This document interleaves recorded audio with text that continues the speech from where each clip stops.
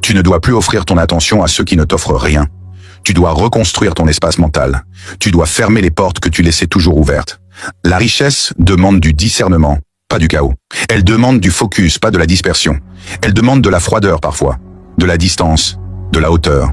Tu dois commencer à te séparer du monde pour mieux le dominer plus tard. Tu crois que la difficulté, c'est l'argent. Mais la vraie difficulté, c'est de te transformer en une version de toi que les autres ne peuvent plus atteindre. C'est cela qui demande du courage. C'est cela qui demande du feu. Les gens ne t'enverront jamais de message pour te féliciter d'être moins accessible. Ils ne te diront jamais « Bravo, tu deviens plus froid ». Ils ne t'applaudiront jamais quand tu leur diras que tu dois te concentrer sur ton travail. Ils prendront cela comme une attaque, comme un jugement, comme une distance injustifiée, parce que les gens sont habitués à t'avoir facilement. Dès que tu changes, ils paniquent moins. Mais la vérité est simple. Si ta nouvelle version gêne les autres, c'est qu'elle dérange leur ancienne vision de toi. Et c'est bon signe. Cela veut dire que tu commences à évoluer. Cela veut dire que tu deviens un problème. Cela veut dire que tu deviens moins trouvable. Et moins tu es trouvable, plus tu deviens dangereux. Les gens ne doivent pas savoir où tu en es. Ils ne doivent pas savoir si tu gagnes ou si tu perds.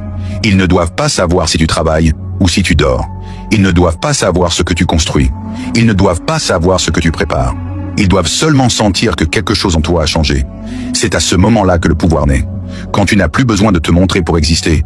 Quand tu n'as plus besoin de parler pour convaincre. Quand tu n'as plus besoin de prouver pour avancer. Quand tu marches dans une direction que personne ne comprend, mais que tout le monde respecte. C'est cela, la véritable force. L'homme invisible, celui qu'on ne peut pas lire, celui qu'on ne peut pas atteindre, celui qu'on ne peut pas manipuler, finit toujours au-dessus. Parce qu'il construit sans être interrompu.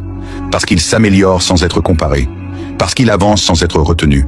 Les riches ne fuient pas la lumière parce qu'ils ont peur. Ils la fuient parce qu'ils comprennent la valeur de l'ombre.